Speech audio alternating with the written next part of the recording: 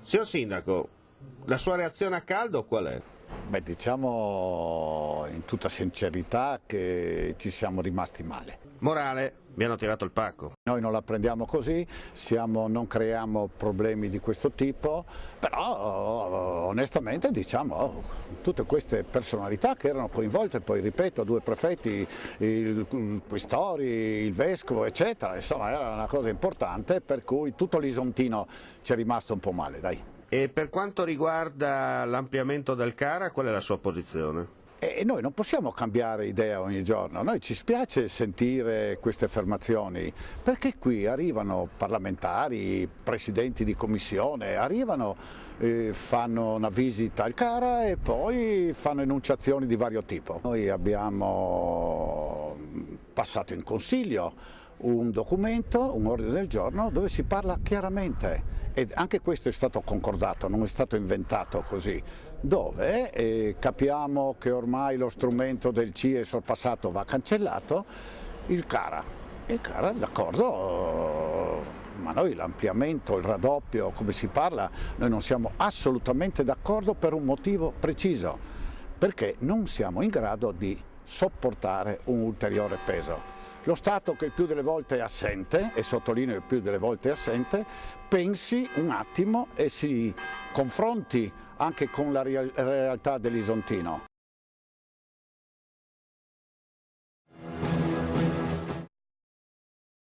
A Gorizia chi ha pagato non deve pagare, chi invece deve pagare dovrà pagare, come ci conferma il sindaco Ettore Romoli. Siccome si è ingenerata molta confusione, soprattutto le televisioni, i giornali parlano di code, di file per poter saldare le ultime tasse del 2013, la Tares e l'IMU, abbiamo voluto precisare che nel comune di Gorizia nessuna imposta è dovuta, ad eccezione di coloro che non hanno pagato le rate di novembre, di cui l'ultima scadeva a novembre.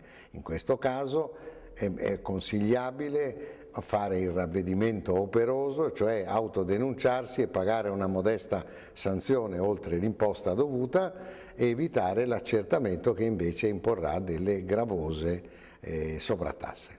In questo periodo dove la confusione regna sovrana, come vi comporterete? Noi diamo innanzitutto i cittadini che si presentano qua e ci sono, viene spiegato come devono comportarsi. Lo facciamo attraverso questa conferenza stampa e attraverso anche di voi perché sia informati i cittadini di Gorizia che della situazione in maniera chiara ed esaustiva. Assessore Cecotto, la strana sensazione è che la mano destra non sa quello che fa la mano sinistra, oppure sanno ma non lo vogliono dire. No, io non credo, sicuramente non bisogna mai avere paura di parlare, di essere aperti. La nostra provincia ha deciso di iniziare questo percorso, che sarà sicuramente laborioso, sulla base dell'esperienza precedente. L'esperienza precedente ha portato me in prima persona a rispettare che cosa?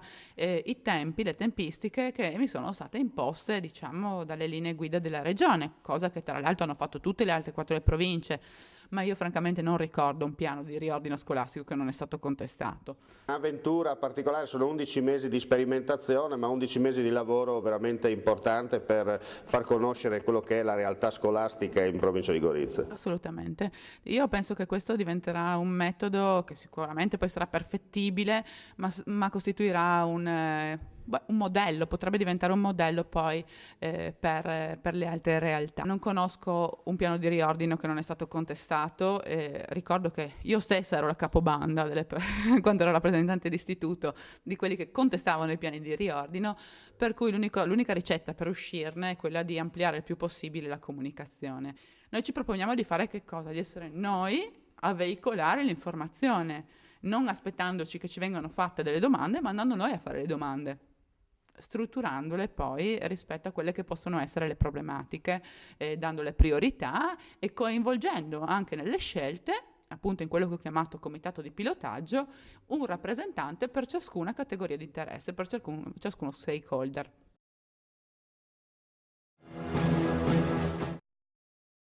Assessore Romano, i numeri parlano chiaro.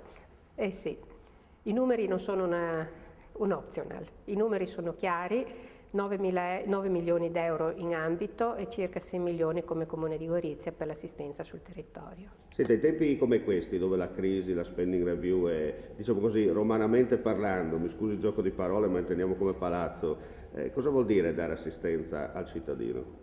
Dare assistenza al cittadino a volte vuol dire anche scegliere il modo migliore di supportare la quotidianità dei vari individui. Chiaramente, fortunatamente, i fondi per l'assistenza non sono diminuiti, però non sono nemmeno aumentati come sono aumentate le richieste. Abbiamo dovuto fare delle scelte, però in questo siamo stati supportati tantissimo anche da varie associazioni, dalla Fondazione Cassa di Risparmio, e anche da delle scelte oculate fatte dal nostro sindaco Romoli. Anna Maria Cisint, le terme sono aperte, ma di fatto sono chiuse. Perché? Le terme sono state inaugurate ben 2 volte dall'amministrazione comunale, peccato che però ancora siano chiuse, non sono ancora accessibili, visto che non sono stati ancora ottenuti i permessi necessari all'apertura da parte dell'azienda sanitaria e tantomeno l'accreditamento da parte della Regione. E noi auspichiamo con forza che questo accada nel più breve tempo possibile, perché altrimenti gli investimenti molto importanti, si parla di 6 milioni di euro che sono stati fatti con fondi che comunque, anche se non solo direttamente comunali ma regionali, sono pubblici, quindi di tutti noi, possa dare un valore aggiunto alla nostra città. Rimangono 2 grandi perplessità. La prima, l'allocazione delle terme in una zona industriale e quindi sicuramente forse non ideale per il risultato, no, che potrebbe conseguirne. E il secondo riguarda il fatto che comunque sono delle terme che ancora stanno tentando di ottenere l'acqua migliore, visto che in questi giorni si andrà a effettuare l'ennesimo pozzo per riuscire ad avere le analisi a posto, accreditate. Ma alla fine si riapriranno o no? Ma io ritengo che serietà nei confronti dei cittadini vorrebbe di intervenire, di fare inaugurazioni come per i negozi peraltro nel momento in cui il servizio potrà essere utilizzato. Ciò non è avvenuto e questo è già molto negativo e di un'immagine assolutamente non positiva. Ora sicuramente l'auspicio è che quanto prima il servizio parta. Io vorrei però che con questo messaggio l'amministrazione capisse che non si può più vivere di annunci, ma di concrete cose che devono andare a beneficio dell'economia locale e del cittadino.